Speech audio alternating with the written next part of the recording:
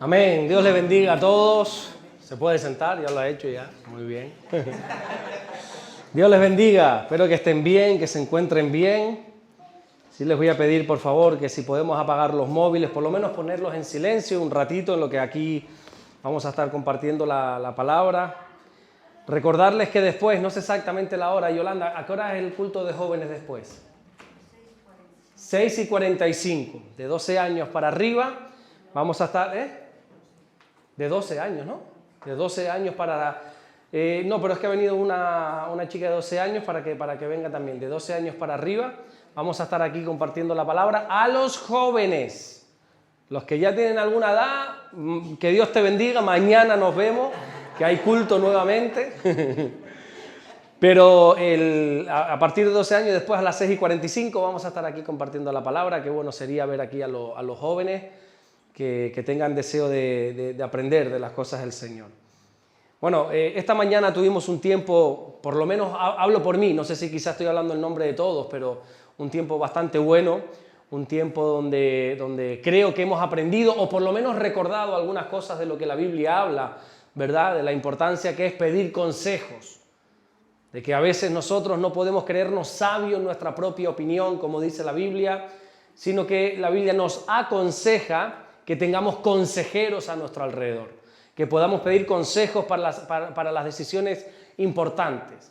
Y veíamos el ejemplo de un rey que a la hora de empezar su reinado pidió dos tipos de consejo. Consejo a gente sabia, consejo a los ancianos del pueblo y también pidió consejo a los amigos con los que se había criado, a los jovencitos, gente que no tenía mucha idea todavía, y desgraciadamente este nuevo rey se dejó llevar por los consejos de los que no tenían ni idea y ya vimos cómo acabó. Su vida destrozada, el reinado dividido y una serie de consecuencias bastante nefastas no solamente para él, sino para los demás. Porque tomar malas decisiones no nos afectan a nosotros nada más, afectan también a la familia. Si un padre de familia toma una decisión incorrecta, va a afectar a su esposa, a sus hijos. Si un hijo toma unas malas decisiones, va a afectar a sus padres probablemente. ¿Cuántas veces nosotros como hijos le hemos dado dolores de cabeza a nuestros padres? ¿O no es verdad? Por decisiones equivocadas. Si una esposa toma una mala decisión, va a afectar a su marido, su matrimonio, a su casa también. Entonces es importante entender eso, que los consejos los pedimos no solamente para nuestro bien, sino también por el bien de nuestro entorno. Este rey se equivocó y separó todo el reino, se dividió todo el reino. Y bueno, estuvimos hablando de él, de Roboam, así se llamaba este nuevo rey, el cuarto rey de Israel. Y hoy esta tarde me gustaría hablar de un personaje que se llama Samuel. Samuel nos dice la Biblia que era profeta y que era sacerdote. ¿Alguno ha leído algo sobre Samuel? Hay dos libros en la Biblia, realmente es uno, lo que pasa es que nosotros lo conocemos como dos libros que lleva su nombre. Primer libro de Samuel, segundo libro de Samuel. Qué interesante que te los pudieses leer. En un día lo dudo mucho, aunque se pudiera hacer, pero que te propongas quizá, qué sé yo, en 2 semanas, 3 semanas, un mes, pues separar los capítulos que tenga y poderte leer esta historia apasionante que nos narra la Biblia. ¿Les parece si nos ponemos en pie un segundito nada más y abrimos la Biblia en el primer libro de Samuel, capítulo 3? Digo ponerse de pie para que se le vaya el sueño. Ahí si tienes tu Biblia, si no también de todas maneras tenemos para poder llevarla por aquí, por la pantalla.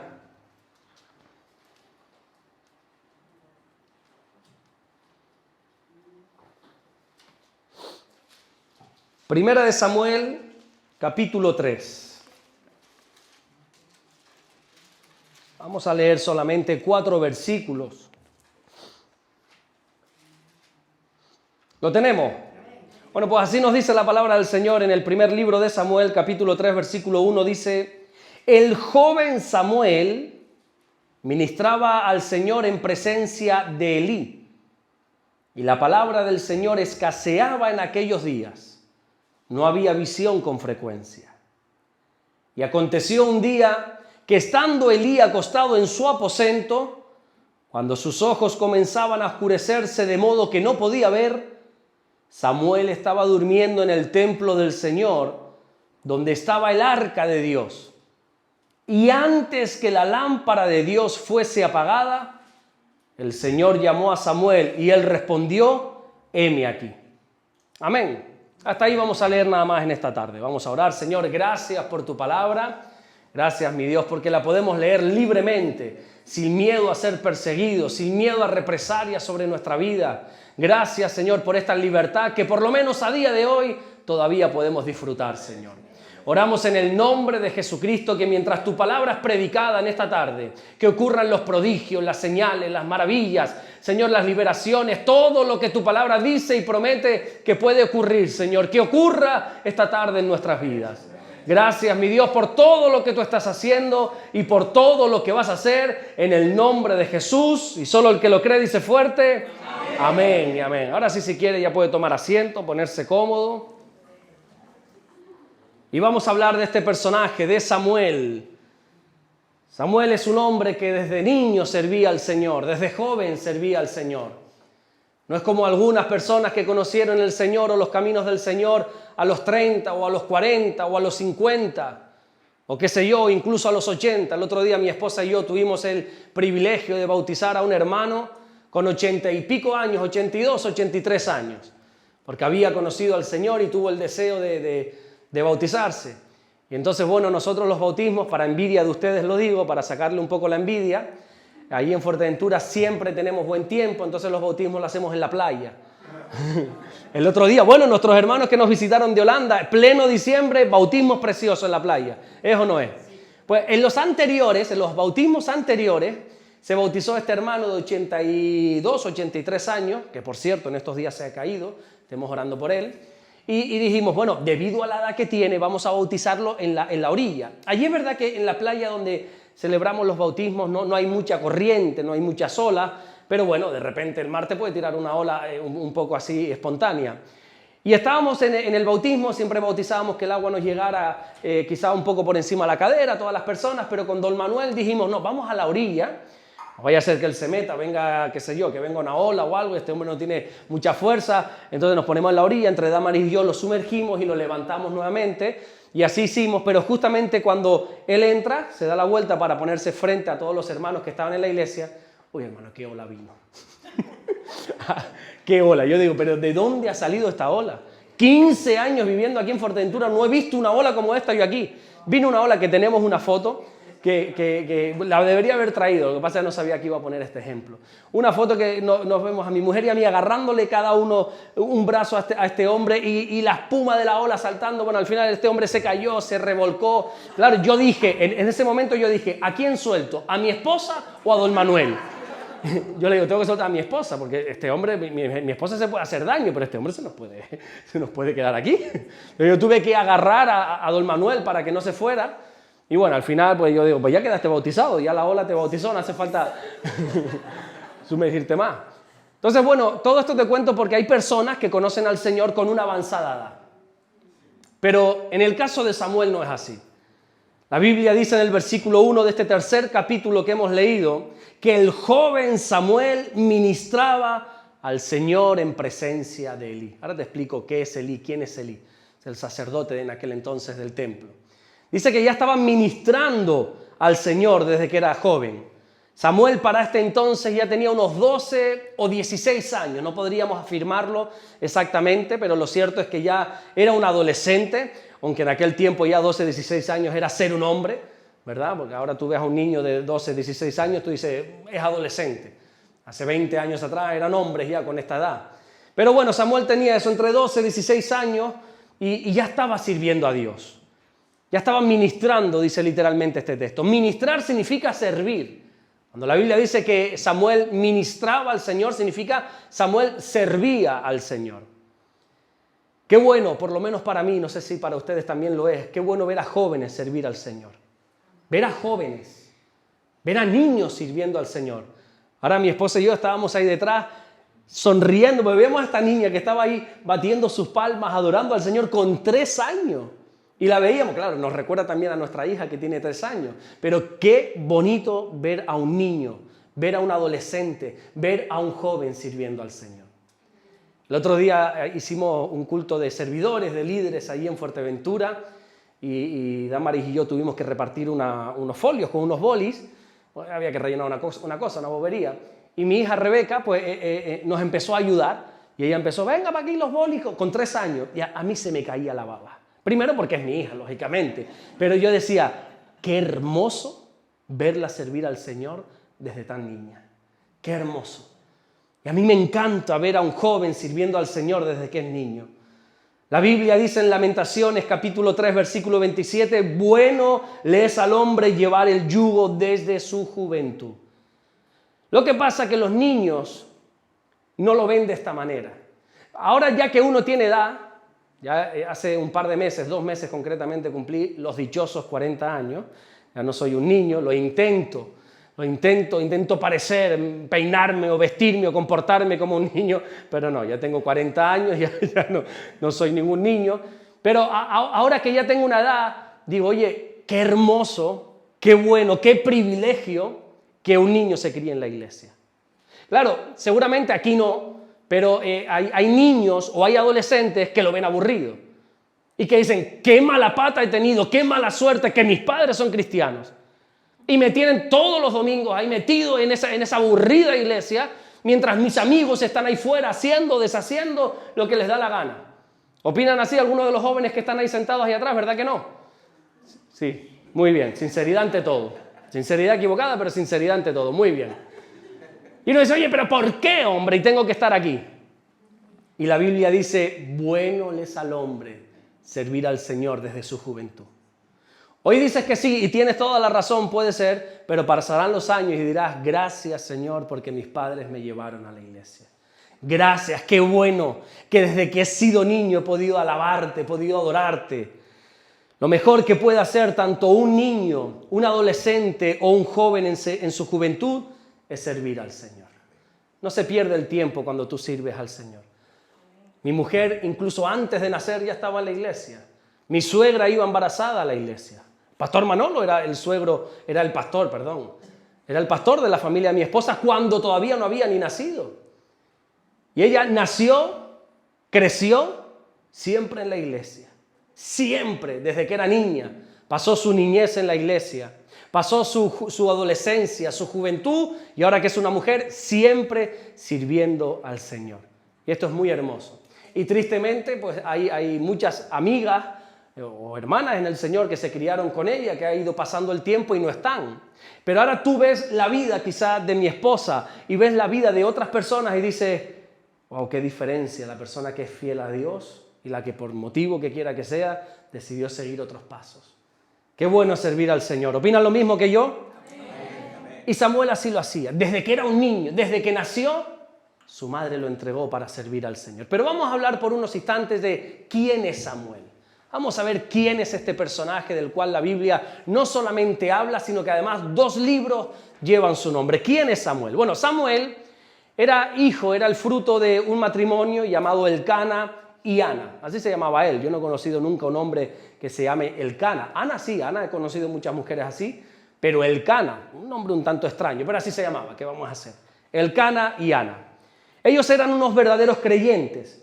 Y como todo judío, la costumbre judía que tenían, o hebrea que tenían, Elcana y Ana tenían que subir todos los años hasta donde estaba el tabernáculo, hasta donde estaba el templo al Señor, que no era el templo como lo que después conocemos que creó o trabajó Salomón, sino que era como una especie de tabernáculo, que ahora vamos a hablar de él. Y todos los años subían desde el monte Efraín hasta Silo, que era donde estaba allí, Silo, el lugar de Silo donde estaba el tabernáculo. A pesar de ser una familia creyente, a pesar de ser un matrimonio fiel al Señor, que creían en el Señor, que servían al Señor, dice la Biblia que Ana era estéril. Ana no podía tener hijos. De aquí podríamos sacar muchas enseñanzas. No por estar en los caminos del Señor no quiere decir que no nos ocurran cosas que no nos agraden. Aquí vemos a una fiel creyente en el Señor que no podía tener hijos.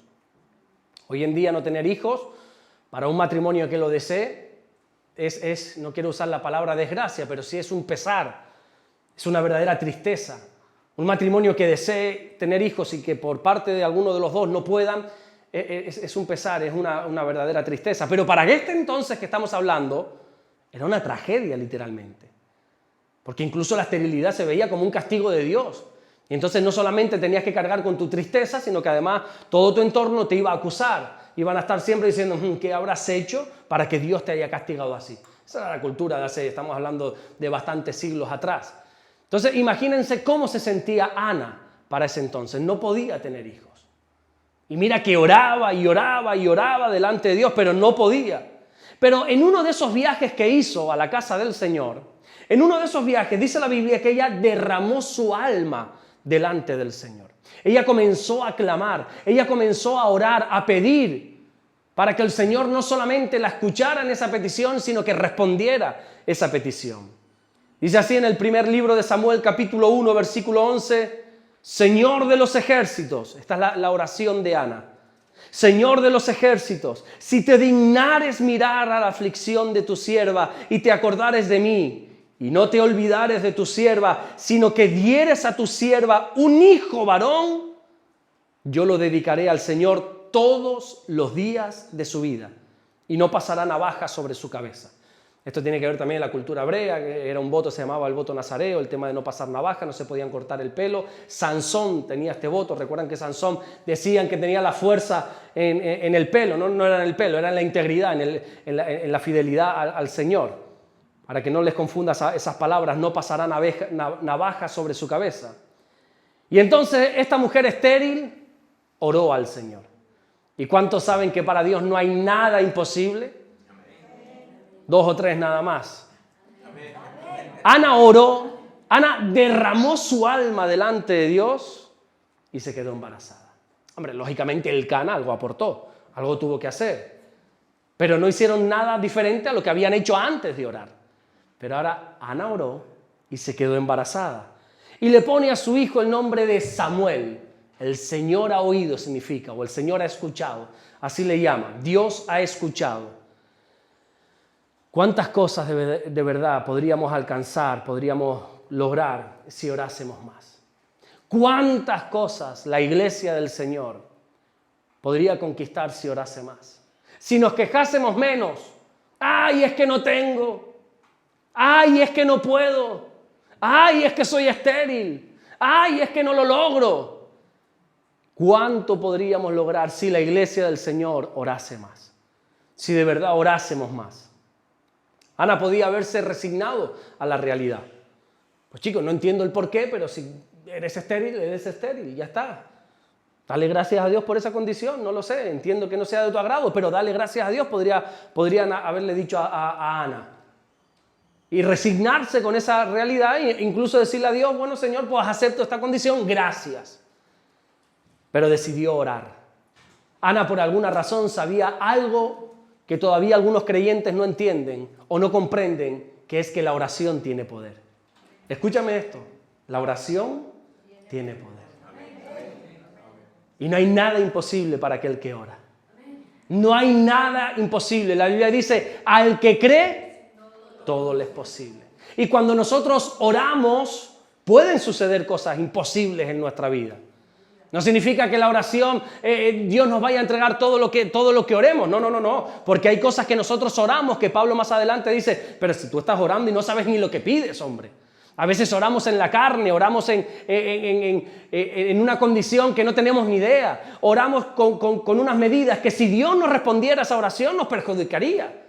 Entonces la oración no va a darnos todo lo que pedimos. Pero la oración tiene poder. Y entonces Ana podría haberse resignado a aceptar su voluntad, pero decidió orar. La Biblia enseña en la carta escrita a los Filipenses en el capítulo 4, versículo 6, por nada estéis afanosos, sino sean conocidas vuestras peticiones delante de Dios en toda oración y ruego con acción de gracia. No se preocupen por nada, dice Pablo, más bien oren por todo. Así dice otra versión. No te afanes. ¿Estás preocupado? ¿Estás afanado? ¿Algo te está quitando el sueño? Que sean conocidas tus peticiones delante de Dios. Lo que pasa es que lo que se conoce de nosotros muchas veces es la queja. Nos quejamos y protestamos por nuestra condición. Y Pablo dice, no hagas eso porque no sirve de nada. No te afanes, ora por todo. Nosotros tenemos que aprender a convertir nuestras preocupaciones en oraciones. Y todo aquello que te quita el sueño, porque a mí también hay cosas que me quitan el sueño, ser sabios y convertir esa preocupación en oración. Ahora bien, Ana oró por ¿cuántos hijos? Señor, le dice, si te acordares de tu sierva y me dieres un hijo, ¿cuántos hijos pidió? Uno. ¿Sabes cuántos hijos le dio Dios a Ana? 6. 5 más Samuel. 6 hijos en total. Primer libro de Samuel, capítulo 2, versículo 21. Y visitó al Señor a Ana, y ella concibió y dio a luz 3 hijos y 2 hijas. Y el joven Samuel crecía delante del Señor.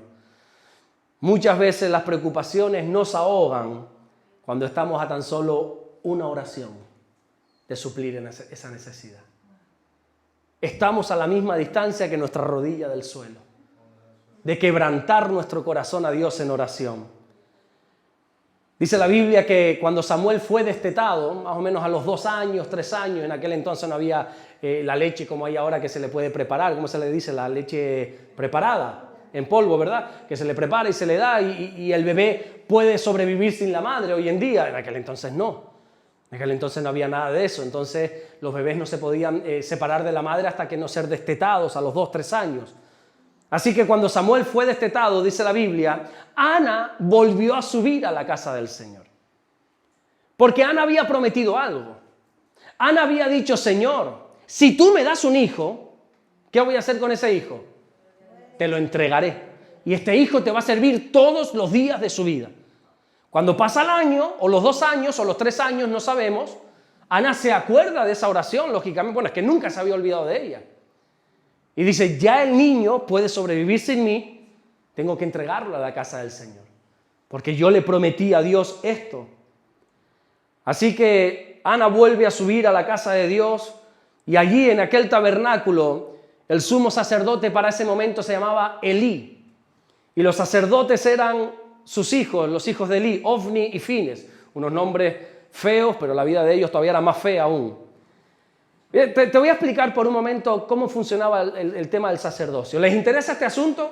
¿O seguimos hablando de Samuel para ver a dónde va a llegar esto? ¿O les explico un momentito cómo funcionaba el sacerdocio? Estamos hablando del sacerdocio del sumo sacerdote que era Elí, de los sacerdotes que eran sus hijos. En la Biblia encontramos un montón de temas donde se habla del sacerdocio. Jesús es nuestro sumo sacerdote, dice la Biblia. Nosotros, dice Pedro, somos real sacerdocio. Pero bueno, ¿y qué es esto del sacerdocio?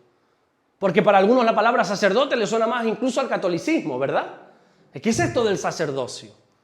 Te voy a explicar cómo funcionaba el sacerdocio. Para esto tengo que retroceder un poquito y nos vamos a ir hasta Génesis capítulo 12, donde Dios llama a un hombre.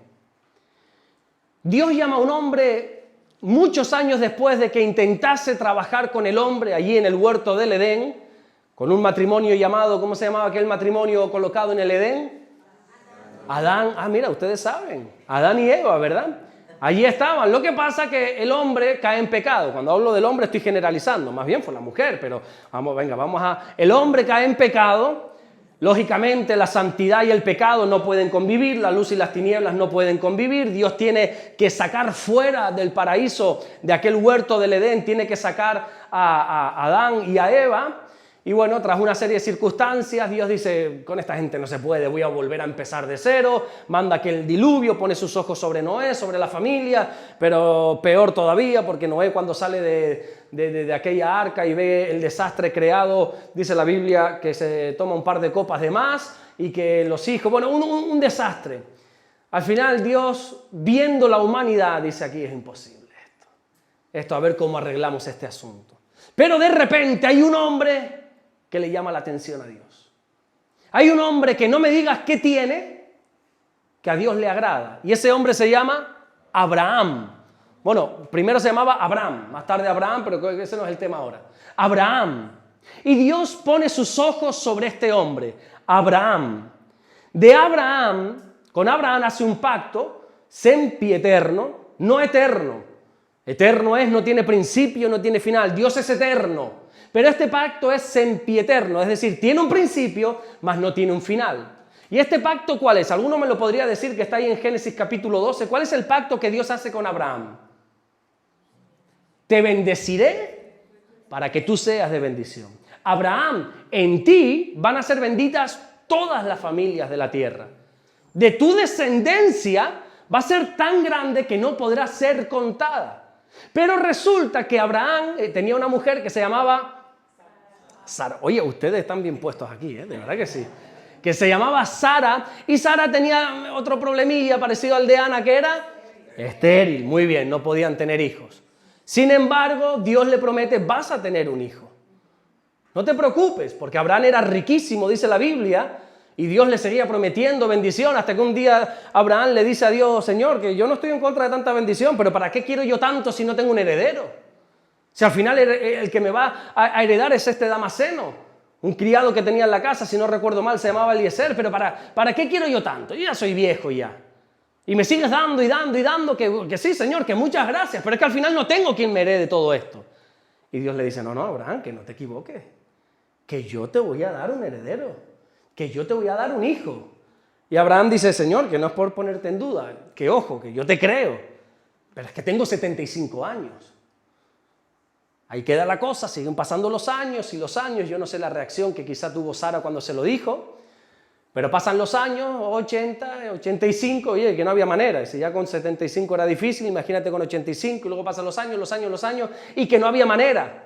Y dice la Biblia que cuando ellos tenían 99 años, 100 años de edad, ahí hay una noche de avivamiento, algo sucede en ese día, que Abraham, siendo ya como casi muerto, nos dice después el Antiguo Testamento, entiendan la expresión, él estaba vivito, pero había algo en su cuerpo que eso ya era como casi muerto con 100 años de edad, consiguen tener un hijo. Y ese hijo, ese heredero, ¿cómo se llamaba? Lo tenemos ahí, Isaac. ¿Alguien sabe qué significa Isaac? Risa, gozo. Imagínate la alegría de este matrimonio anciano ya. Cuando vieron a su hijo, y es gozo, risa, es un placer tener a este hijo. Y entonces pasa el pacto para él, para Isaac. Ahora Isaac, de él iban a venir las multitudes, ¿verdad? Isaac tiene una vida bastante tranquila, la verdad, nada que ver con el padre. Isaac incluso no consigue novia, ya era un cuarentón sin novia, y el padre dice, a esto hacemos algo, se nos muere aquí en casa. Entonces dice, vamos a buscarle una mujer. Y le mandan a buscar una mujer y encuentran la mujer más hermosa de toda la Biblia. ¿Saben cómo se llama esa mujer? Rebeca. Y ahí se casan, pero Rebeca tenía otro problema. Era estéril. Pero Isaac sabe que mamá y papá también tenían problemas, pero que Dios se los resolvió. Y entonces dice la Biblia que Isaac no se preocupó, sino dice la Biblia literalmente, Isaac oró al Señor y Dios escuchó y Rebeca se quedó embarazada. Qué bonito, ¿verdad? Como el ejemplo que un padre le puede dar a un hijo. Isaac sabía lo que había pasado. Y entonces dice, no, si ellos oraron y nací yo, a lo mejor yo oro también y aquí sucede un milagro. Efectivamente. Y Rebeca tiene un hijo, bueno, tiene dos, pero vamos a centrarnos en uno. ¿Cómo se llama ese hijo? Jacob. ¿Verdad? Tiene otro porque era mellizo, que era Saúl, pero bueno, vamos a centrarnos en Jacob, que es el que nos interesa. Nace Jacob. Jacob es un hombre, es un engañador, es un suplantador. Realmente él no era el merecedor de la primogenitura porque él no nació primero su hermano Esaú, pero unas artimañas, desde el vientre de la madre estaban luchando porque si algo tenía Jacob es que era un luchador y él quería la primogenitura a cualquier precio, pero por alguna razón nace primero Esaú, luego Jacob sale agarrado del pie, ¿verdad? De ahí el nombre Jacob, que es como esa letra de enganche, y salió enganchado como diciendo, era mía, pero saliste tú. Luego se aprovechó de su hermano un día que venía cansado del campo. Y le dijo, ¿estás cansado, Esaú? Sí. Pues mira, mientras tú estabas afuera yo he preparado un buen potajito, un menú del día muy rico, unas lentejas, dice la Biblia. ¿Quieres un platito? Hombre, hermano, te lo agradecería. Vale, pero mira, a cambio, dame tu primogenitura, le dice. Este hombre, Esaú, que la Biblia dice que era muy tosco, era de hombre de casa con Z. Jacob sí era de casa, de hogar, pero el otro era de cazar animales, era del monte, era uno de estos, unos hombres violentos. De hecho, cuando tú estudias el vocabulario de Esaú en el original, es un hombre de estos que tú dices, hombres de montaña para allá que no saben ni pronunciar. Y le dice, bueno, ¿y para qué quiero yo la primogenitura? Venga, toma, te la regalo, dame esas lentejas, y se las come. Luego, claro, ya tenía la primogenitura dada por el hermano, pero ahora hay que convencer al padre, a Isaac. La Biblia dice que ya Isaac era viejito, era ciego incluso. Ya se había quedado ciego. Y entre Rebeca y Jacob le hacen una artimaña al padre. Le meten ahí un engaño, le disfrazan. Bueno, en definitiva, Isaac al final bendice a Jacob como el heredero de todo, cuando era Esaú. Lo bendicen. Jacob tiene 12 hijos, bueno, 13 realmente, 12 varones, una mujer, la Biblia dice su nombre, Dina, pero vamos a centrarnos en esos 12 hijos, que de esos 12 hijos uno se va a llamar José, que a lo largo de una larga historia, que lo siento mucho ahí, así que no, porque ya no tendríamos culto de jóvenes, a lo largo de toda una historia lo vas a encontrar acabando como el segundo hombre más importante de toda la tierra, allí en el imperio de Egipto. Nadie estaba sobre él, salvo Faraón, y por una crisis mundial que vino a la tierra, todos los hermanos se refugiaron allí en Egipto. A estos 12 hijos de Jacob, que tengo ahí los nombres, creo que es así, Rubén, Simeón, Leví, quédate con este nombre, Leví. Rubén, Simeón, Leví, Judá, Dan, Neftalí, Gad, Aser, Isaacar, Zabulón, José y Benjamín. Estos son los hijos de Jacob. Si estás embarazada o quieres tener hijos, aquí tienes una idea de poner Rubén, Simeón, Neftalí, Gad, no sé, un nombre un poco raro. Isaacar, conocí a una persona que se llamaba así, Isaacar, pero bueno, tienes aquí unos cuantos nombres. Estos 12 hombres son lo que más tarde vamos a conocer como las 12 tribus de Israel. Esta palabra tribus a nosotros como que nos engaña, o por lo menos a mí, no sé por qué, mi mente se va como allí, como al África, gente en taparrabos, unas tribus cazando animales. No, tribus habla de familias, ¿vale? Las 12 familias de Israel. 12 familias de Israel. Se les conoce así porque a través de ellos ya se va a establecer el pueblo de Israel. Cuando recuerdan que aquellos hermanos todos se refugiaron en Egipto porque allí estaba José gobernando, pasa una desgracia, muere el faraón que tenía favor con ellos, se levanta uno que ni siquiera los conocía y lo que era antes bueno ahora se convierte en esclavitud. Y así están todos ellos y sus descendientes 400 años siendo esclavos en Egipto. Pero empezaron a orar. ¿Cuántos saben que la oración tiene poder? Date cuenta cómo la historia toda está cambiada por la oración. Y el pueblo clamó, y dice el texto, y Dios lo oyó y descendió para librarle de esa angustia. Y ahí en ese clamor de aquel pueblo afligido, Dios tiene que levantar a un libertador, porque la respuesta a las oraciones siempre son personas, y tiene que levantar un libertador y pone sus ojos sobre Moisés. Oye, qué historia la de Moisés, que no tengo tiempo para explicártela, pero qué historia, desde su nacimiento es un milagro. Cómo sobrevive, cómo actúa, dónde crece siendo quien es.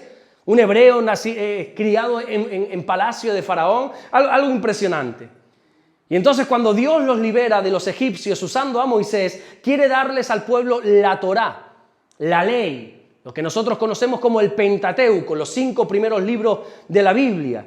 Y entonces llama a Moisés a la cumbre del Sinaí y ahí están por 40 días, Dios y Moisés teniendo un careo, estando uno frente al otro, Dios diciéndole a Moisés lo que tenía que hacer.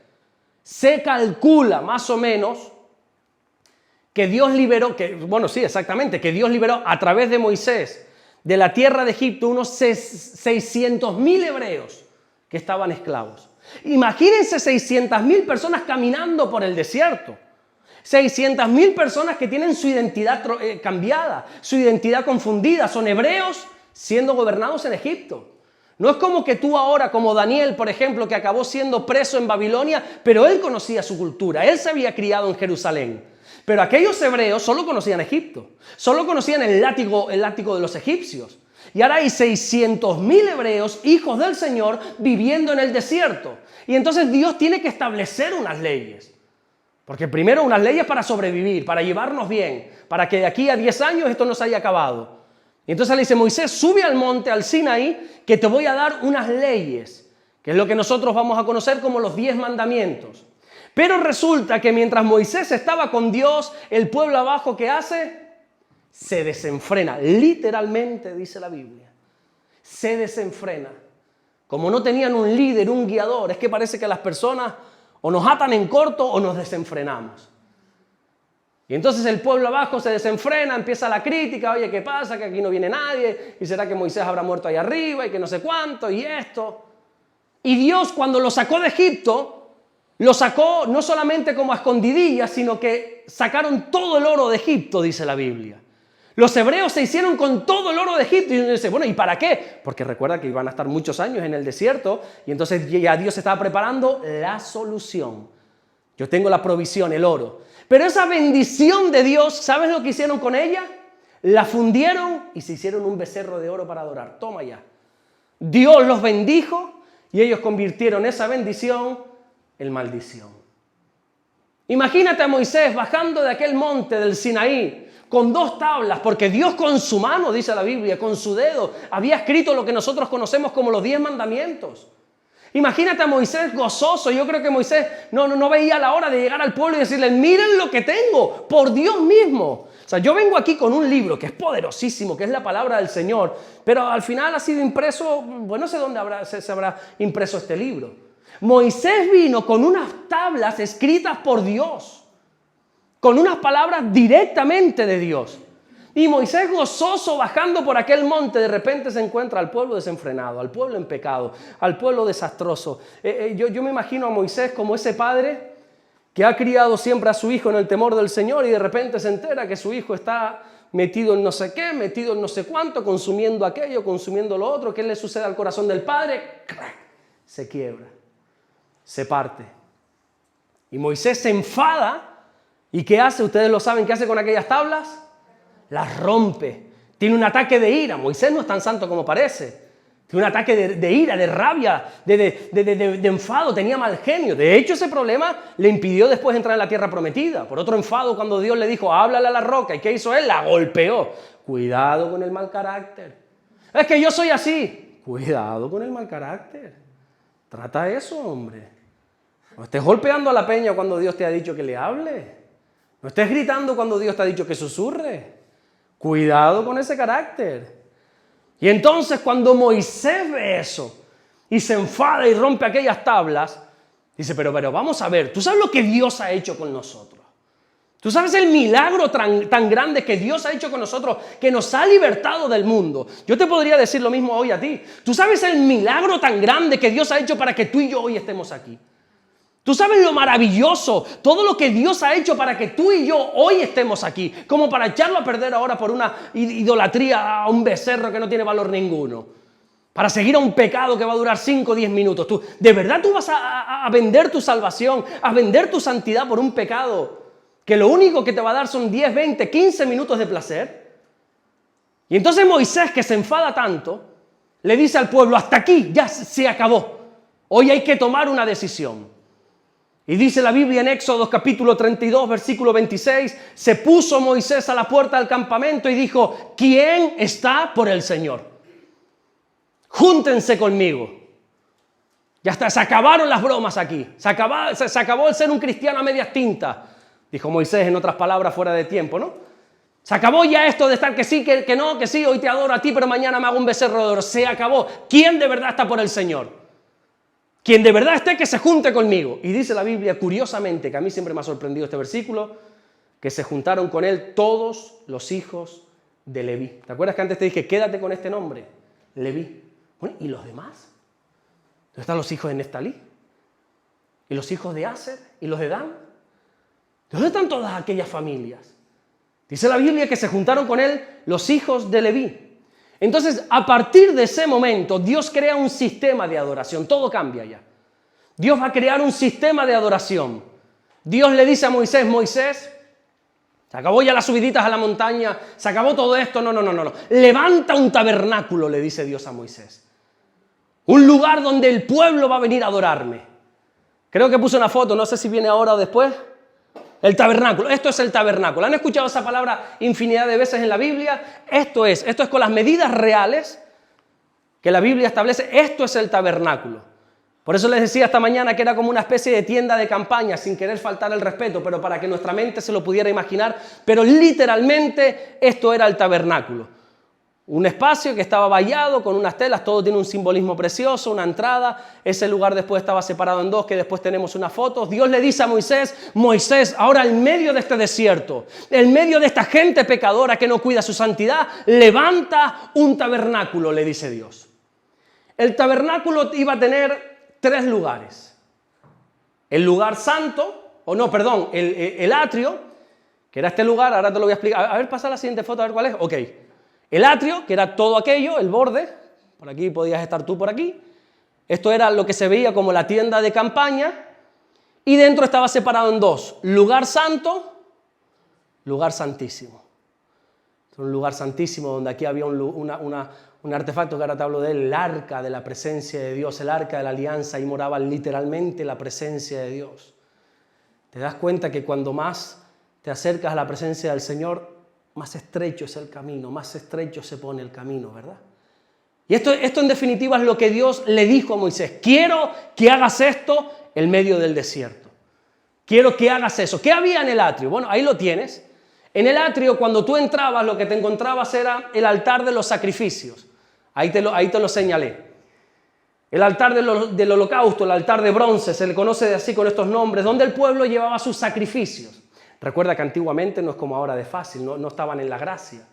Hoy en día simplemente basta con decir: Señor, me arrepiento. Perdóname, Señor. Y la Biblia dice: corazón contrito y humillado no rechaza al Señor. Y somos perdonados instantáneamente. La sangre de Jesús es rociada sobre nuestra vida y somos limpios de todo pecado. Porque Él es fiel y justo, dice 1 Juan 1:9, Él es fiel y justo para limpiarnos de toda maldad. Para perdonar nuestros pecados y limpiarnos de toda maldad. Antes no era así. Antes de Jesús no era así. Y había una serie de sacrificios que tenía que hacer, porque claro, hay una ley universal que a día de hoy sigue estando vigente, que dice: el alma que pecare, esa morirá. Que tu pecado no te cueste tu vida no significa que alguien no muera por tu pecado. Entonces, en aquel entonces, Dios en su misericordia dice: bueno, como yo tenga que quitarle la vida a todo pecador, me quedo sin ser humano. Entonces establece un sistema de sacrificio animal, una serie de animales con unas características especiales, para que si tú pecabas, pudieses ir a este lugar, al altar de sacrificio, con tu ofrenda, que era ese animal, y el sacerdote lo podía sacrificar, y esa sangre te podía... no dice la Biblia, en Hebreos dice la Biblia, que esa sangre no quitaba el pecado, sino que lo tapaba. No tenía el poder de limpiarlo como hace la sangre de Jesús, pero por lo menos era como que tú ves una grieta, le echas aguaplaz, ¿entiendes esa expresión aguaplaz? ¿Cómo se diría aquí, Domingo? Masilla. Y tú dices: bueno, no hay nada, y no, sí hay, lo que pasa es que hemos puesto eso y no se ve. Así era la sangre de los becerros, de los corderos, esa sangre que parecía que estábamos limpios, pero no, había una podredumbre dentro tremenda, una grieta tremenda. Y ahí los sacerdotes eran los que mataban ese animal. Luego estaba el lavacro, eso, una fuente con agua. Los judíos son escrupulosos, se están todo el día lavando y lavando, porque claro, para el sacrificio se tenían que lavar las manos, porque las cosas del Señor requieren pureza. Escuche, Dios puso una fuente con agua para que tú te limpies. Porque si vas a hacer algo para el Señor, que por lo menos lo hagas limpio. Jesús dijo más adelante en un evangelio: ya vosotros estáis limpios por la palabra que yo os he hablado. Esto es nuestro lavacro, esto es nuestra fuente. Con esto nosotros nos lavamos. Ya no tenemos que hacer como los judíos o como incluso algunos musulmanes. Hablo desde el desconocimiento, porque yo el mundo musulmán lo desconozco total, que se están todo el rato lavando y tienen unos lavapiés. Incluso conozco algo porque en un hotel que yo estuve trabajando, en el tiempo del Ramadán le pusieron una fuente para lavarse los pies. Y digo: ¿y esto para qué es? No es que ellos se las tienen que lavar. Ah, bueno. Pero es que los judíos son un poco similares y se las lavan y se las lavan y se las lavan. Y ya Jesús dice: ya no hay tanto, no olvídense tanta parafernalia. Ya vosotros estáis limpios por la palabra que os he hablado. Hoy ustedes están recibiendo una ducha espiritual preciosa. Hoy ustedes están siendo limpios, espiritualmente hablando. Váyanse también, ¿no? Me refiero, espiritualmente estamos siendo limpios. Esta palabra nos limpia, dice la Biblia. Esta palabra tiene el poder de entrar hasta lo más profundo de nuestro ser y empieza a discernir tus pensamientos, empieza a discernir tus emociones, dice la Biblia, las intenciones del corazón. Por eso a veces estamos escuchando la palabra de Dios y escuchamos una frase o algo y dices: ay, eso viene para mí, ¿y por qué? Bueno, porque la palabra del Señor entra dentro de ti y te está purificando, te está lavando. Y luego también ahí estaba el atrio. Bueno, perdón, ahí estaba el atrio, no me refiero, el atrio era todo ese patio. Ponlo, no, para atrás, dale 2 para atrás. Ahí, todo este atrio, aquí podía entrar todo el mundo que quería acercarse al Señor. Miren esto qué bonito. Por estas puertas, que más adelante un salmista dijo: entrar por las puertas, ¿cómo? Con acción de gracia. Por sus puertas, Con alabanza. ¿Cómo tenemos que entrar por aquí? ¿Cómo tenemos que entrar cada vez que nosotros queremos acercarnos al Señor? Otro día más, otro sábado más aquí. Y venga, y otra vez este tío que duró 1 hora predicando. Y venga, dale otra vez. No. Entrad por sus puertas con acción de gracia. Entrad por sus puertas con alabanza, bendecirle, glorificar su nombre, dijo el salmista, refiriéndose a esa puerta. Nosotros ya después lo hemos contextualizado, ¿no? Las puertas representan la puerta de la iglesia, no tiene nada que ver. Lo que quiere decir el Señor es cada vez que te acerques a mí, sea agradecido. Dale gracias a Dios, porque es un privilegio poder estar en su presencia. Y entonces ahí en el atrio podría entrar todo el mundo que quisiera tener relación con Dios. Igual que aquí. Aquí puede venir cualquier persona. Yo nunca le he dicho a nadie, no venga, no eres bien recibido, ¿no? Todo el mundo puede venir. Pero no todo el mundo puede entrar. Aquí bien recibido es todo el mundo. El que quiera. Y el que quiera, dice Apocalipsis, que venga y beba del agua gratuitamente, el que quiera. Pero aquí no, en el atrio. Para entrar por estas puertas después está más complicada la cosa.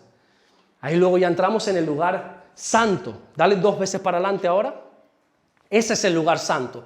Ese es el interior de esa tienda de campaña, verdaderamente lo que es el tabernáculo. Y allí en el lugar santo vamos a encontrar varias cosas, como por ejemplo una mesa, la mesa de la proposición, la mesa de los panes, donde allí siempre había alimento, allí siempre había provisión, siempre. Porque en la casa del Señor siempre hay provisión. En la casa del pan en Betel siempre hay provisión. Uno cuando se acerca al Señor siempre, la Biblia promete sustento y abrigo para todos sus hijos. Y ahí estaba esa mesa de los panes, de la proposición, donde se colocaban 12 panes que representaban a las 12 tribus de Israel. Pero los panes no se dejaban ahí endurecer, como ese pan que tú lo dejas ahí en tu casa y se endurece y le sale esa hierbita verde, ese moho. No. Se renovaban. Cada semana se iba renovando, semanalmente. Y los sacerdotes se lo comían, porque claro, todos los que servían al Señor tenían que alimentarse. ¿De qué? Bueno, pues ahí tienes alimento ya. Oye, ¿y los sacerdotes de qué vivían? Pues mira, pues ya sabes de qué 12 panes tenían a la semana. Era el pan que se podía comer. Jesús dijo después en el Evangelio de Juan, yo soy el pan de vida. Yo soy el pan de vida.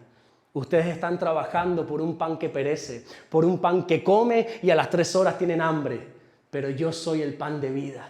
Yo soy un pan que si ustedes lo comen van a ser saciados eternamente. Luego seguimos caminando por ahí por el lugar santo y encontramos un candelabro, una menorá le decimos nosotros, un candelabro que tiene no 2, no 3, no 5, no 8, 7 brazos. Porque recuerda, Dios es el que dio este diseño. Moisés, haz esto. Bueno, y si le pongo 8 brazos, no, son 7. ¿Y por qué? Hazlo y cállate, le decía Dios a Moisés. Es que es así, tiene que ser 7 brazos, tiene una explicación. 7 brazos. Y siempre tenía que haber luz en ese lugar. Recuerda que el tabernáculo estaba sellado por una como si fueran unas cortinas, era oscuridad. Yo espero que ustedes entiendan, sobre todo los menores, que hace unos cuantos siglos atrás no había electricidad. No entrabas al tabernáculo y le dabas al interruptor y se encendía la bombilla. Antiguamente las luces eran de aceite, lámparas de aceite. Y habían 7 lámparas de aceite, una menorá con 7 brazos y allí estaba esa luz. Servía para iluminar el lugar, para dar luz en medio de la oscuridad. Y Jesús dijo también en el Evangelio de Juan, yo soy la luz del mundo, yo soy esa luz que brilla en medio de la oscuridad. Los israelitas hacen una fiesta anual que se llama la fiesta de los tabernáculos. Yo he estado en Israel junto con mi esposa en esta fecha. Todo el pueblo, o prácticamente todo el pueblo, sale a la calle a dormir una semana en unas enramadas que le dicen, como unas tiendas de campaña, para recordar los 40 años que estuvieron por el desierto y para recordar que durante esos 40 años fueron guiados por la noche por una columna de fuego, por el día con una nube, pero por la noche el Espíritu de Dios, Dios mismo, guiaba al pueblo con una columna de fuego. Y Jesús dice, yo soy la luz del mundo. Ahora soy yo el que alumbra a cada uno de ustedes. Y luego había una tercera cosa ahí, que era el altar del incienso. Se estaba quemando incienso 24 horas ahí, siempre. ¿Y sabes para qué era esto? ¿El incienso? ¿Para qué sirve el incienso? ¿Tú en tu casa enciendes incienso? ¿Tienes en el coche un ambientador? para aromatizar, dice la Biblia. El altar del incienso era para aromatizar.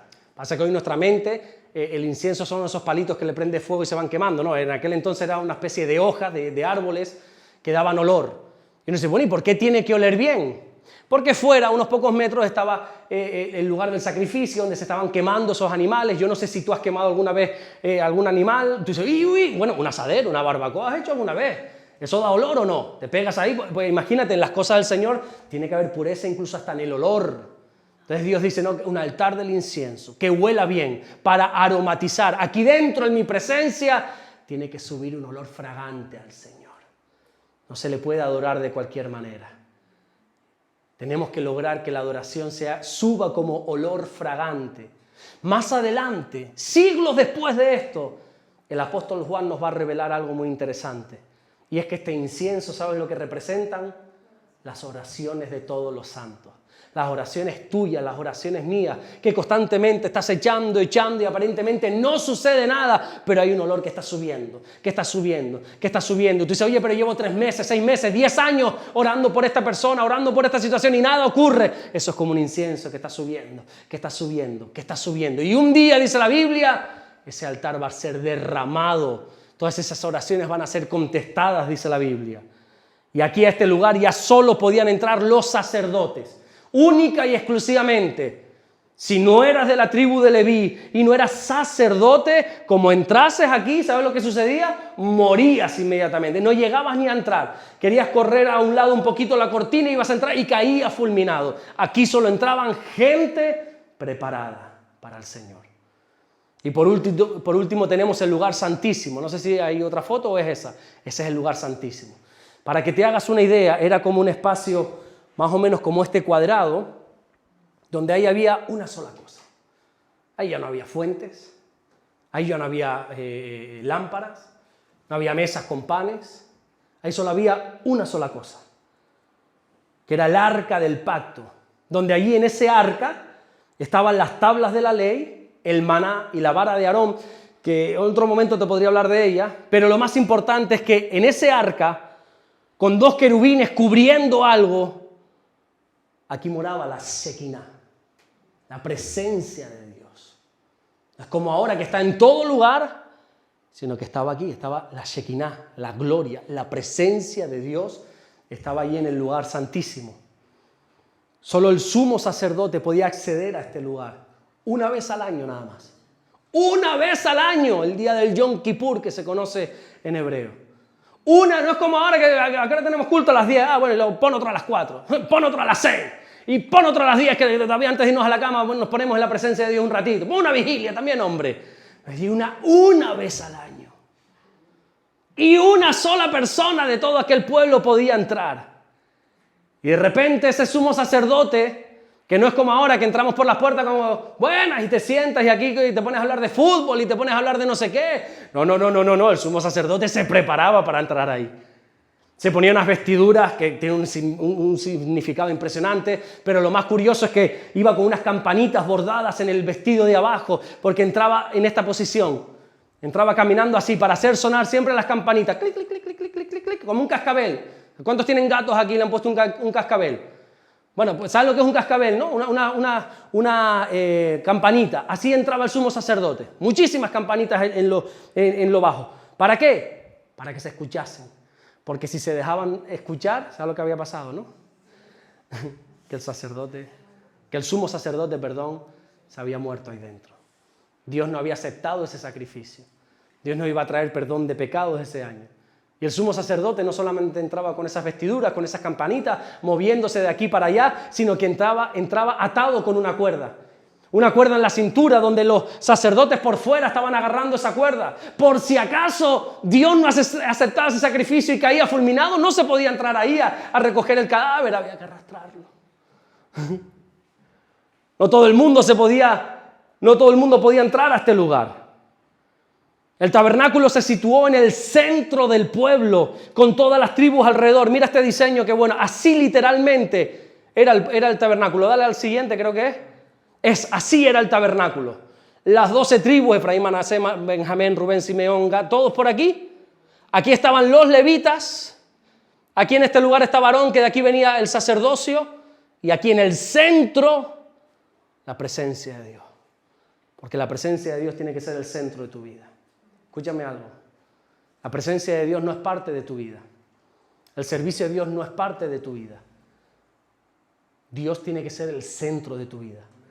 Jesús nos enseña en su palabra más buscar primeramente el reino de Dios y su justicia, y todo lo que estás buscando te lo voy a dar por añadidura. Pero lo primero, lo más importante, el centro, tiene que ser la presencia del Señor. Sobre el tabernáculo por el día se levantaba una nube y por la noche una columna de fuego. Y tú dices, bueno, ¿y por qué? No te olvides, estamos en el desierto, esto no es Bruselas. Estábamos en el desierto. Que por el día en el desierto se hace un calor ahí. Se elevan las temperaturas por encima de los 40 grados.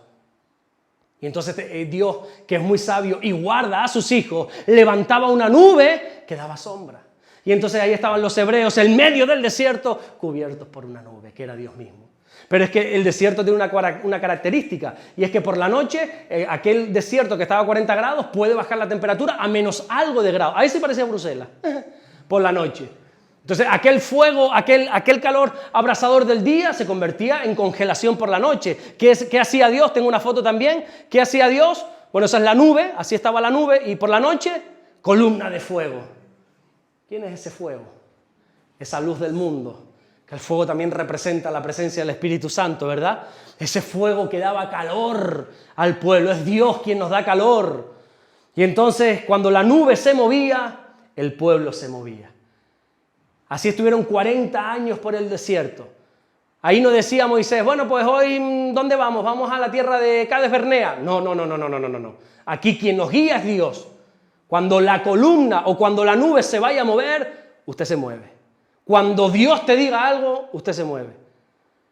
Una vez llegaron a la tierra prometida, el tabernáculo se instaló en una ciudad, en Silo. Ya no se transportaba todos los días o a cada rato como en el desierto, sino que se establece en Silo, que es donde estaba en la época de Samuel, que es lo que estamos viendo en el principio, que ahora termino ya. Después los filisteos, la historia dice que robaron el arca, y más adelante el tabernáculo se instaló en Gabaón hasta que ya Salomón levantó el primer templo. El montaje, el desmontaje, el traslado, los sacrificios y el mantenimiento, todo debía ser llevado a cabo por la tribu de Leví. Todo aquello, pon otra foto para atrás, porfa, otra más, que se ve mejor. Todas estas cortinas, todos estos palos, todos estos artilugios, todo tenía que ser llevado por la tribu de Leví. Y por ejemplo, qué sé yo, los de Aser. Mira, yo quiero echar una mano, decían los de la tribu de Aser. No, solo los levitas. Y como a ti se te ocurra querer echar una mano y hacer eso, no, tú no estás preparado. Solo los levitas. Nadie que no fuese levita podía tocar nada del tabernáculo. Pero es que aún dentro de los levitas, solo los sacerdotes podían tocar el arca en su traslado. Tenemos la historia, por ejemplo, cuando el arca de Dios estaba siendo transportada de un lugar a otro, no se podía tocar. Así que había 2 bueyes transportando el arca. Uno de los bueyes parece que tropieza, dice la Biblia. Y una persona llamada Uza con Z, Uza, que es un varón quizá temeroso de Dios, con todas sus buenas intenciones, quiso echar una mano y dice, ¡ay, se cae el arca! Y la tocó. ¿Y qué sucedió? Que murió. Porque en las cosas de Dios tiene que haber orden. Escuchen, en las cosas de Dios tiene que haber orden. Que Dios sea bueno y misericordioso no significa que aquí podemos hacer lo que nos da la gana. Que muchas veces hagamos lo que nos da la gana no significa que podemos hacerlo. Aquí tiene que haber un orden. Y ahora, gracias a la gracia, que Dios no nos fulmina.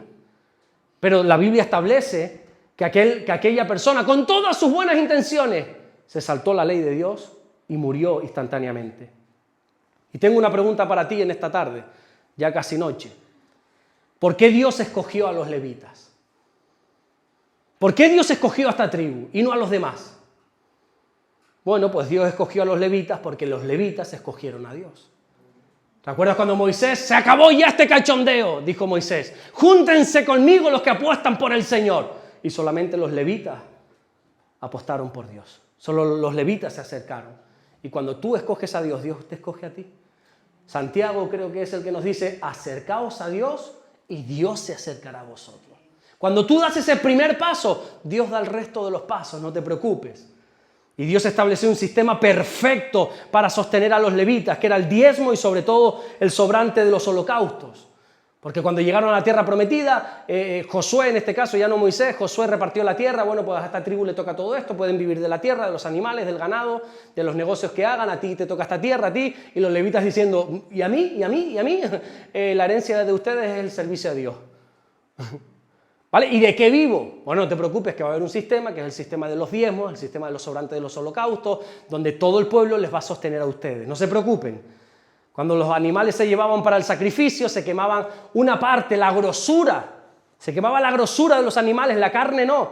Bueno, ¿y qué se hacía con esa carne? Ya te lo estoy diciendo yo, comían los levitas. De ahí comían los levitas. La carne era tanto para el que llevaba el sacrificio como para el sacerdote. Y así se sostenía el tabernáculo y el futuro templo y los levitas, porque Dios lo tiene todo bajo control. No te preocupes que no te va a faltar de nada si dedicas tu vida al servicio a Dios. Y Samuel, volvemos a Samuel, por eso le dije, si quieren se ahorran esta explicación, me dijeron que lo dijera, pues yo la dije. Y Samuel, que era de la tribu de Leví, la madre lo dejó en la casa de Dios bajo el cuidado del sumo sacerdote que se llamaba Elí.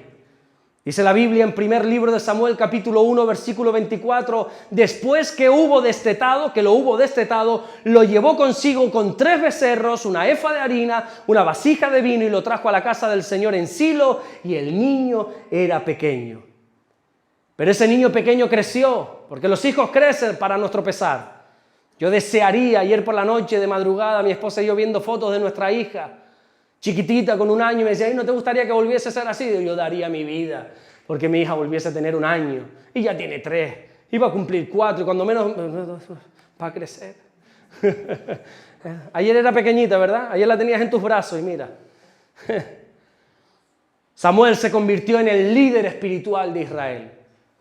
Aquel niño que un día su madre lo entregó para las cosas del Señor, te lo vas a encontrar capítulos después siendo el líder de todo el país de Israel.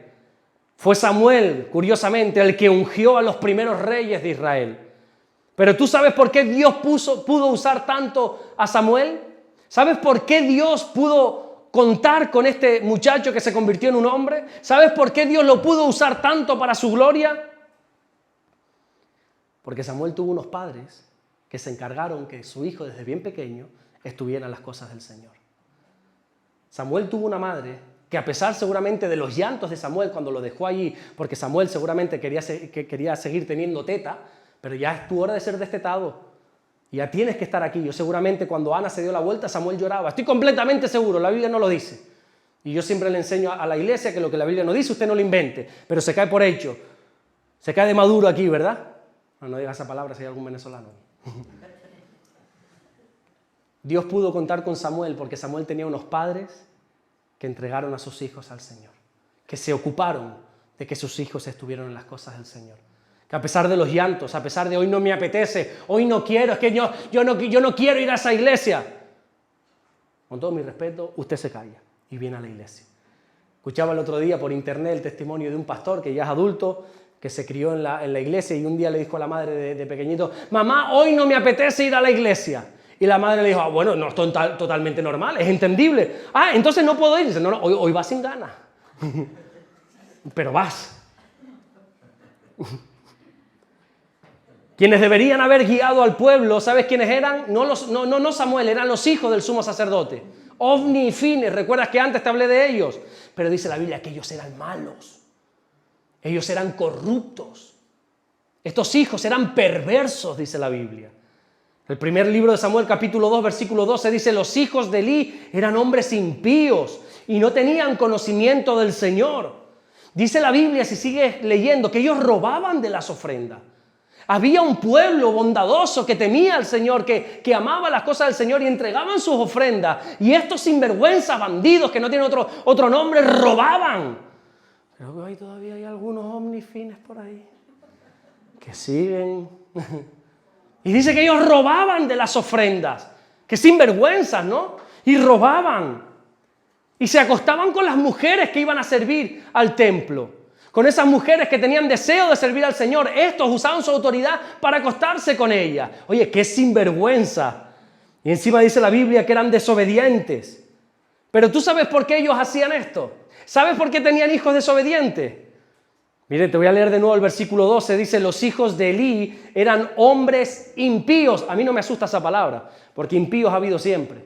Sino que dice después, y no tenían conocimiento del Señor. ¿Perdona? O sea, tu padre es el sumo sacerdote. Tu padre es el que enseña la palabra de Dios a todo el pueblo. ¿Cómo es posible que en tu casa no la enseñe?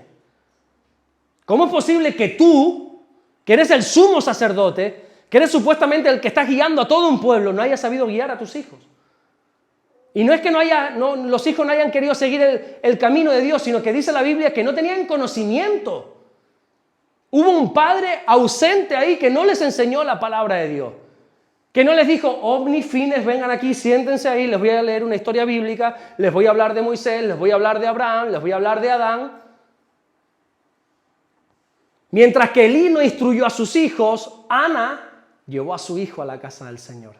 ¿Y con quién contó Dios? Con ese muchachito. Que unos padres se preocuparon de que sirvieran al Señor. Y desgraciadamente muchos de nosotros queremos hijos como Samuel, pero los estamos criando como Elí. Y hoy todos queremos hijos como Samuel, obedientes, que sirvan a Dios, pero a lo mejor los estamos sirviendo como Elí. Que hagan lo que quieran, no los corrijo. Es que es una época diferente, es que no sé cuánto, es que no se les puede decir. Hoy los niños están, bueno, aquí doy gracias, bueno, porque están abajo. Pero doy gracias a Dios de que no hay niños correteando por aquí, por allá, por aquí, por allá, y no les digas nada. Es que hoy los niños son hiperactivos. Bueno, y hace 30 años que eran.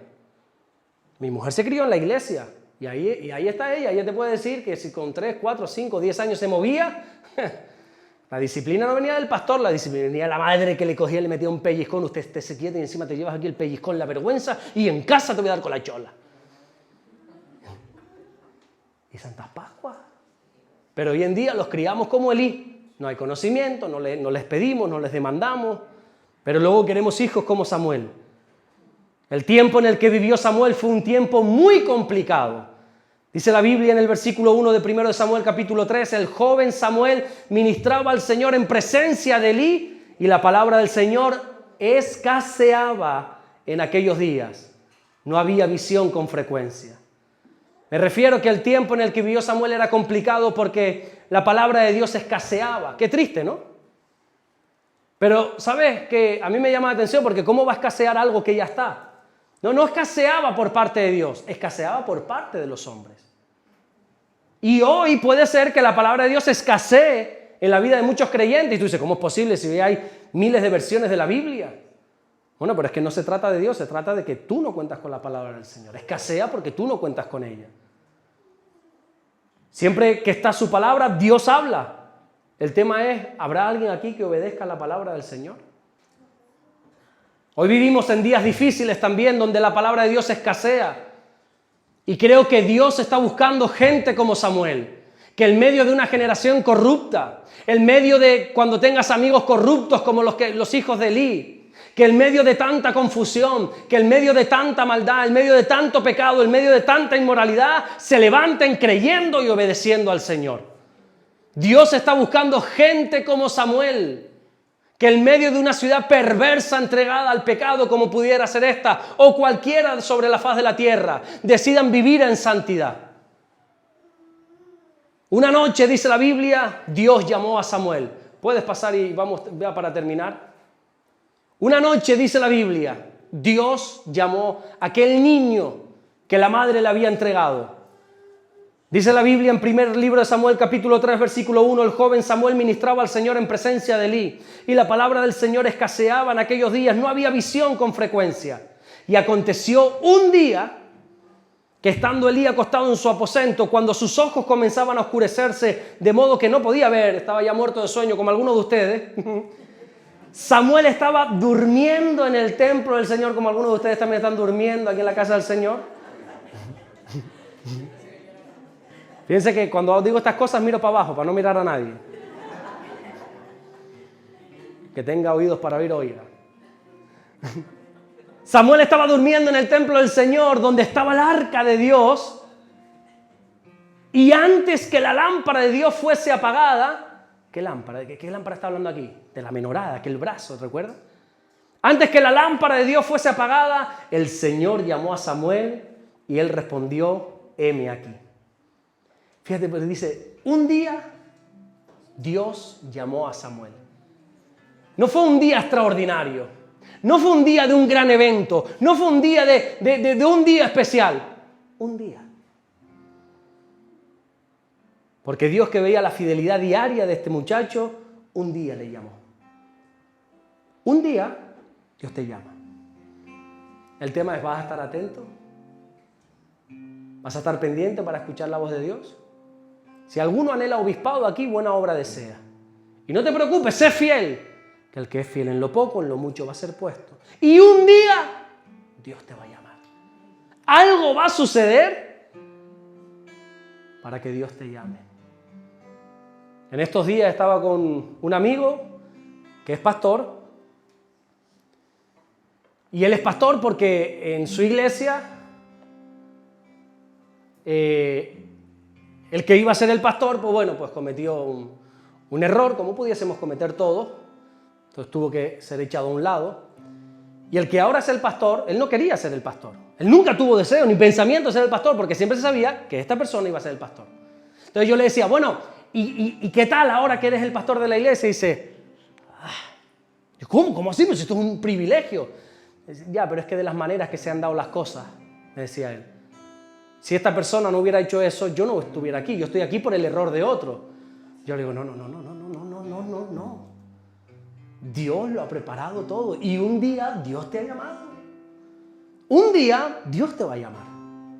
Un día cualquiera Dios te llama. Samuel no hizo nada extraordinario, sino que Samuel fue fiel a Dios todos los días. Servía en la casa del Señor diariamente. Es cierto, miren esto, que ya termino, pero presta atención, ya termino, me enrollo mucho. Si vieron la cara de mi mujer ahí detrás, me está mirando como diciendo, cuando acabes te voy a cantar las 40. Llevas ahí media hora o más. Es cierto que al principio cuando Dios llamó a Samuel no tenía ni idea de lo que ahí estaba pasando. Samuel se despertó y dijo, ¿qué pasó? Y fue a Elí, tú me has llamado. Y él le dice, mira, es muy tarde, acuéstate, anda, yo no te he llamado.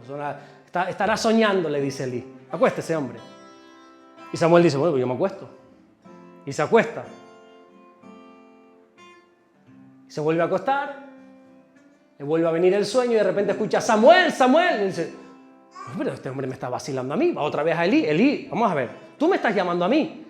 Dice que yo no te estoy llamando. Claro, Elí se da cuenta de lo que ahí está sucediendo y dice, Samuel, creo que es Dios quien te está llamando. La próxima vez que te llame, dile, Señor, aquí está tu siervo escuchando. Yo no soy Elí ni quiero serlo, no soy Samuel ni nada, pero te voy a decir lo mismo. Hermano mío, creo que Dios te está llamando. Hermana mía, creo que hoy Dios te está llamando.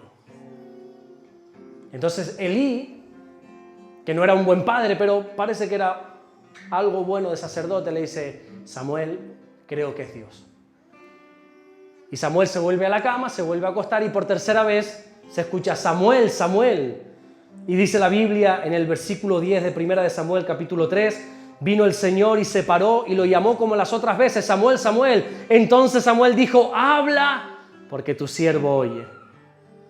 Miren esto, en un ambiente de pecado, hubo un hombre que logró escuchar la voz de Dios. En un mundo perverso, en un mundo donde escaseaba la palabra de Dios, hubo un joven, hubo un hombre que pudo escuchar la voz de Dios. Aún estando rodeado de tanta maldad, aún estando rodeando de tanta inmoralidad, de tanta confusión, Samuel aprendió a discernir la voz de Dios. Qué bonito, ¿verdad? ¿Y sabes qué es lo mejor de todo? Que Dios sigue hablando a día de hoy. ¿Cuántos creen que Dios habla a día de hoy? Hebreos capítulo 1, versículo 1 dice, Dios, habiendo hablado muchas veces y de muchas maneras en otro tiempo a los padres por los profetas, en estos días, escucha cómo habla Dios, en estos postreros días, Dios nos ha hablado por el Hijo, que es la palabra, por el Hijo, a quien constituyó heredero de todo y por quien asimismo hizo el universo. El asunto no es si Dios habla o no, el asunto es, ¿habrá alguien aquí que le escuche? ¿Habrá alguien aquí que quiera este día escuchar y discernir la voz de Dios? El asunto no es si Dios habla o no habla, el asunto es, ¿habrá alguien que quiera obedecerle? ¿Habrá alguien en esta noche que se ponga en pie y diga, heme aquí, Señor, habla porque tu siervo oye, yo quiero obedecerte? Aunque tenga un entorno de pecado, aunque mi familia no entienda mi llamado, aunque mi matrimonio, mi esposo, mi esposa, mis hijos se rían de mí, mis amigos en el colegio se rían de mí, porque creo en ti, Señor, habla porque tu siervo oye. Creo que hay muchos que dicen hoy escuchar a Dios. Estoy cansado, honestamente se los digo, cansado de gente que me viene y me dice, pastor, he tenido un sueño, Dios me ha dado un sueño, una visión, Dios me habló. Pero muy pocos son los que obedecen. ¿De qué te sirve que Dios hable si no obedeces? Muchos anhelan en el día de hoy con ser apóstoles, profetas, evangelistas, pastores, maestros, pero muy pocos quieren ser siervos, ¿te has dado cuenta? Y Samuel lo que le dijo al Señor es, habla, Señor, porque tu siervo escucha. Y aquí un servidor. No se trata de que Dios te hable porque, vuelvo y repito, Dios habla. Se trata de que obedezcas la voz de Dios. Cierra tus ojos por un momento. Cierra tus ojos un instante nada más. La voz de Dios sigue hablando a día de hoy. La voz de Dios sigue llamándonos, siempre está presente. Pero lo que escasea en estos días son hombres y mujeres dispuestos a obedecer como obedeció Samuel. A Samuel no le tocaba ser el sacerdote, pero la fidelidad le llevó a ese lugar. Porque la obediencia a Dios es el camino a su presencia. Amado hermano, amada hermana, escucha esto. La obediencia a Dios es el camino que te va a llevar a su presencia. El conocimiento no trae la presencia. Estudiar teología, libros aburridísimos, no trae su presencia. Es la obediencia a Dios, es la obediencia a su palabra lo que trae su presencia. De hecho, Jesús pudo traer salvación sobre nuestra vida porque fue obediente, dice la Biblia. Filipenses 2:8 dice, y estando en la condición de hombre, se humilló a sí mismo, haciéndose obediente hasta la muerte y muerte de cruz. Por lo cual Dios también le exaltó hasta lo sumo y le dio un nombre que es sobre todo nombre. Muchas veces se va a enfrentar en nuestra vida lo que queremos con lo que Dios nos manda. Pero como siervos de Dios, hemos de obedecer siempre la palabra. Hermano mío, hermana mía, estoy convencido que sabes que Dios te está hablando. No tengo la más remota duda de que Dios te está hablando. ¿En qué área? No lo sé. Tú sí lo sabes. Sabes que Dios lleva tiempo demandando algo de ti. Sabes que Dios, a través de predicaciones, a través de hermanos, a través de que tú lo has sentido en oración, a través de infinidad de cosas, sabes que Dios te está pidiendo algo. Te está pidiendo que dejes de hacer algo o que comiences a hacer algo, que te comprometas más. No lo sé. Quizá es algo personal, tuyo, en tu familia y qué sé yo, lo que Dios esté tratando contigo en estos días. El tema está, ¿le vas a obedecer? ¿Vas a obedecer a Dios o vas a seguir dejando pasar los días y los días y los días? Porque va a llegar un día en que, al igual que Moisés, se va a decir, ¡basta ya! Se acabaron las medias tintas. Hoy Dios te está hablando de la misma manera que habló a Samuel. Quizá tienes tus dudas, quizá hasta este momento no sabías si era Dios quien te estaba hablando o si era alguna persona, si era incluso, no sé, tenías tus dudas como las tuvo Samuel. Pero hoy sabes perfectamente que es Dios quien está hablando a tu vida, a tu corazón. ¿Qué decisión vas a tomar? ¿Le vas a obedecer? ¿Vas a obedecer al Señor? Invito a todos que se puedan poner de pie. Como Samuel se puso de pie cuando escuchó la voz de Dios. Quiero que te sientas libre en esta noche para adorar a Dios. Si crees que Dios te ha hablado, levanta tus manos y adórale. Adórale, no tengas vergüenza. Cierren sus ojos, por favor. Levanten sus manos y adoren. Adora su presencia. Dale gracias al Señor. Dale gracias. Él es bueno, Él es bueno. Él es bueno y para siempre es su misericordia. Y Él sabe cómo trata con cada uno de sus hijos. Él sabe cómo hablarte. Él sabe cómo tocar tu vida. Él sabe cómo tocar tu corazón. Él sabe cómo transmitirte una palabra. Y si quizá tú no sabes discernir la voz de Dios, no te preocupes, que Dios ya ha provisto a un sacerdote que te lo explica. Como Elí le explicó a Samuel y como quizá hoy yo te estoy explicando a ti. Dios te está hablando. Dios te está llamando. Dios te está llamando en esta hora. Habla con Él. Hay en voz baja si quieres para que el de al lado no se entere. Esto es algo íntimo. Habla con Él en este momento. Ábrele tu corazón y habla con Él. Dile, Señor, perdóname. Porque reconozco que llevas tiempo demandando algo de mí. Pidiéndome más compromiso, más santidad, pidiendo que deje esto, deje el otro, no lo sé. Habla tú con el Señor. Dile que te ayude. Dile, heme aquí, tu siervo escucha. Ahora sí, ahora estoy convencido que eres tú hablando a mi vida, hablando a mi corazón, llamándome, Señor. Heme aquí, tu siervo escucha.